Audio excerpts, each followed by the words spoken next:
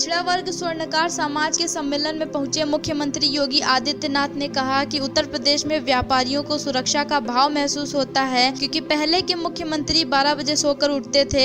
ऐसे में वह प्रदेश को और व्यापारियों को कैसे सुरक्षा मुहैया करवा सकते थे। यूपी का व्यापारी आज खुश है क्योंकि वह अपने आप को सुरक्षित महसूस करता है। साथ ही व्यापार के लिए कई अवसर सरकार की तरफ से खोले गए हैं। स्वर्णकार समाज के हजारों व्यापारियों के बीच मुख्यमंत्री योगी आदित्यनाथ ने कहा कि ये पहली सरकार है जिसने व्यापारी बोर्ड का गठन किया है। व्यापारी की किसी भी दुर्घटना में मौत होने पर मुआवजे का भी प्रावधान किया गया है। मुख्यमंत्री ने कहा 4.5 साल में कोई भी दंगा प्रदेश में नहीं हुआ और अगर कोई भी कानून का उल्लंघन करता है उसकी पुश्तें खामियाजा भुगतेंगी। प्रदेश में अब निवेश के कई अवसर खोले गए हैं। साथ ही कोरोना वायरस को भी सबसे पहले काबू पाने वाला प्रदेश यूपी बन चुका है। के सामने संकट खड़ा करेगा तो स्वयं उसके लिए संकट खड़ा हो जाएगा।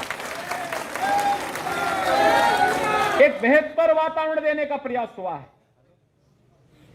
और इसी में जब इस सामाजिक प्रतिनिधि सम्मेलन में हम लोग आए हैं, आपने देखा होगा हमारी सरकार ने कुछ कार्यक्रम चलाए थे। परंपरागत हस्तशिल्पी और कारीगरों के लिए विश्वकर्मा श्रम सम्मान, इसमें स्वर्णकार समाज के लिए भी एक व्यवस्था दी गई कि हम उनकी ट्रेनिंग करवाएंगे।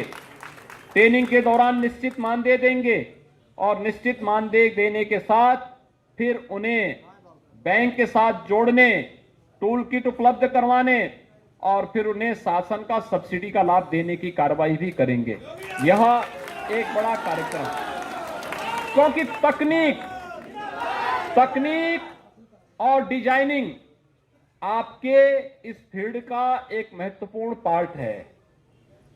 अच्छी तकनीक अगर है और बाजार की मांग के अनुरूप अगर हम डिजाइन दे रहे हैं तो स्वाभाविक रूप से आपका प्रोडक्ट मार्केट में उतनी मजबूती के साथ अपना पांव जमाएगा और तेजी के साथ उसका प्रचार प्रसार होगा।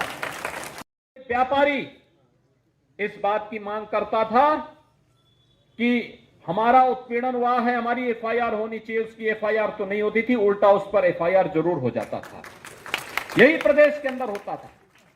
कोसी कला से दंगों की शुरुआत जो शुरू हुई थी 2012 में, उसका एक लंबा सिलसिला प्रदेश के अंदर चलता गया और किस रूप में पूरे प्रदेश के अंदर यह अराजकता फैली, ये किसी से छुपा हुआ नहीं, किसी से नहीं छुपा है। पहले सरकारें अपने लिए जीती थी, अपने परिवार के लिए जीती थी। उनको समाज से कोई लेना देना नहीं था, आस्था से कोई लेना देना नहीं था, व्यापारियों से कोई लेना देना नहीं था, गरीबों से कोई लेना देना नहीं था, किसानों से कोई लेना देना नहीं था। केवल अपने और अपने परिवार के लिए और अपनी जाति के लिए वे लोग केवल अपना जीवन यापन कर रहे थे, लूट खसोट करते थे, योजनाओं का लाभ केवल उन लोगों तक पहुंचाते थे। लेकिन आज ऐसा नहीं है। आज तो योजनाओं का लाभ समाज के प्रत्येक तबके को उपलब्ध करवाया जा रहा है और हर तबका इन योजनाओं के साथ जुड़ करके समाज की मुख्य धारा के साथ जुड़ता हुआ दिखाई दे रहा है। आज आपने देखा होगा कोरोना के मामले दुनिया के अंदर तेजी के साथ बढ़े हैं, लेकिन उत्तर प्रदेश ने मजबूती के साथ उसको नियंत्रित भी किया है। पर्व और त्योहार, अभी हाल ही में अपने दुर्गा पूजा के आयोजन को संपन्न किया है, विजयादशमी के कार्यक्रम को भव्यता के साथ संपन्न किया है। कोई बंदिश नहीं, सावधानी और सतर्कता के लिए सरकार कह रही है, लेकिन बाकी कोई बंदिश नहीं। अनुमान करिए अगर ये स्थिति सपा, बसपा या कांग्रेस की सरकार के समय होता, क्या होता? अराजकता फैलती, महाराष्ट्र की तरह लंबी श्रृंखला मरने वालों की होती, अव्यवस्था फैल जाती, अराजकता का वातावरण होता और इस वातावरण में सरकारें किस रूप में मौन रहती थी। आपने देखा होगा कोरोना कालखंड में या तो केंद्र सरकार या प्रदेश सरकार कार्य कर रही थी। राजनीतिक दलों में भारतीय जनता पार्टी और कुछ सामाजिक संगठनों के कार्यकर्ता कार्य कर रहे थे।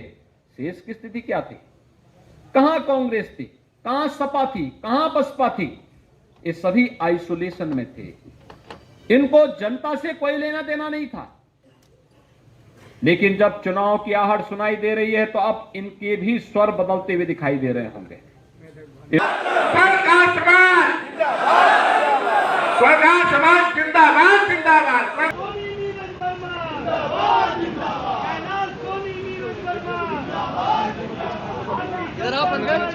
जिंदाबाद।